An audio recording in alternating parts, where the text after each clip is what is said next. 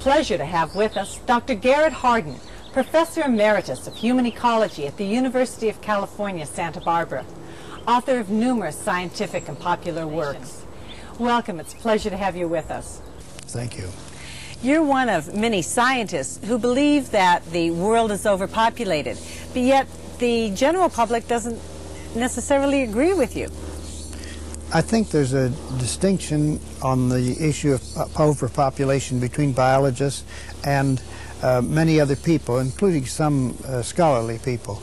Biologists, as a group, have long been convinced that there is overpopulation. There are some other groups who do not. For example, many economists tend not to think in terms of overpopulation because they think of every person as a customer. Customers are good, they become consumers, they make business flow, and so on, you see. So they look on more people, more customers, more wealth. Do biologists think that there is an overpopulation crisis? Well, biologists look at the matter of population as a matter of matching resources to population. And if you want to have a high resource to population ratio, you want to increase the resources if that's possible, and you want to decrease the population if that's possible. So there's the sort of problem you have, which to try to increase resources or to try to decrease population, or at least keep it under control. Some people might think that that doesn't sound too good, that you want to eliminate people. Oh, when I said decrease, I didn't say eliminate. If we went from 5 billion people back to 4 billion people, that would not by any means be eliminating. We'd still have as many people as we had in the world in 1950. But we'd be a lot better off because the resource to population ratio would be more favorable for prosperity. You want to take care of everybody who's already on the planet. I think we should want to take care of everybody who's on the planet, and if there are too many on the planet, we should look forward to a slow reduction in those numbers, not by getting rid of anybody, but by lowering the birth rate below the normal death rate, and eventually the numbers will decrease. That will take a while. Oh yes, that's a slow adjustment. Fast adjustments would be much more painful. How would that occur? Well, we hope fast adjustments won't occur, but the principal way in which it's plausible they might these days is in terms of a disease, some new disease. For quite a while, people thought, well, we'll never have another new disease because we've conquered all disease. And then along came AIDS, and we discovered we weren't as clever as we thought we were. Well, AIDS may not be the last one, and there may be something else that may turn up. This is a real possibility, but it's absolutely unpredictable. War and famine used to be solutions. Well, war and famine used to. Famine has not been really a solution, except localized famines. I mean, there's enough food worldwide. If you have a local famine, it's because locally there are too many people for the food available locally. That should be controllable by local means. But war has, in modern times, has proven to be a very poor controller of population. Because the numbers that are lost in a war are made up by reproduction within 20 years after the end of war. Could you clarify the food issue? That is assuming that there's enough food if the population does not continue to grow. Yes, if you're talking about population growth, I think there's no way you can say there'll always be enough food, because biology is capable of producing more and more bodies all the time. Whereas there are limits to the amount of food that can be produced, determined by available resources, the sunshine, the soil that can be used for farming, and so forth and so on. What would be the number of people that we could have and still have enough food and resources? Many people struggle with the question, what is the number of people we could have? And there are a couple of good scientists who estimate we could have as many as 50 billion people on the Earth.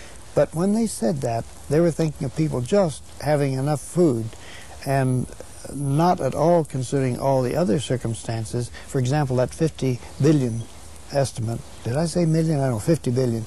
That 50 billion estimate was made before we became really aware of the pollution problem. When you think of the pollution we're producing with 5 billion people, think of 50 billion people, it's just mind-boggling. We couldn't possibly the earth couldn't possibly support that many people living under decent conditions. Humans have more needs than just food, clothing, and housing. Humans do indeed have more need than just food and clothing and housing. They need for getting around, for travel, for transportation. They have to have roads and so on. And what we're seeing now is that in the great centers of human population, the roads are taking up more and more space all the time. It's getting harder and harder to get from place A to place B. It may only be 10 miles away, but it's very hard just because there are too many people in that one area. And unless the people can be persuaded to move elsewhere and not travel back frequently, you simply can't have that many people. Transportation experts say build more freeways. The proposal to build more freeways is self-defeating, because as you build more freeways, you invite more traffic, and the traffic eats up all the freeways you've built. By the time you've built a freeway, which takes several years, a new freeway, usually the population growth has absorbed all that, and you're no better off than you were before. What this means, and it's very hard to understand, is that you cannot cure a shortage by increasing the supply, not when the population is growing. The only way to cure a shortage is by decreasing the demand. And stabilizing the population. And that's what stabilizing the population is one way of decreasing the demand. Other ways are getting people to settle on a lower energy diet, food diet, and so forth and so on. But the point is, to decrease demand, you have to either decrease the number of people demanding, or you have to decrease the demand per person. The earth is finite. We only have so many resources to spread around for so many people. The finiteness of the world creates a problem of distribution. If we try to solve that problem using the whole world as the unit, we'll find that it is just too difficult. I think we have to say that the nations that we have now, we'd better stick with them, not try to do anything else, and make each nation that claims sovereignty, and every nation does claim sovereignty, say as the price of that sovereignty comes responsibility. You are responsible for taking care of your own people. Each nation is responsible. Are nations being responsible? Well, they're being responsible unless we let them get away with being irresponsible. When a nation, say like Ethiopia, begs for food from elsewhere, this is being irresponsible.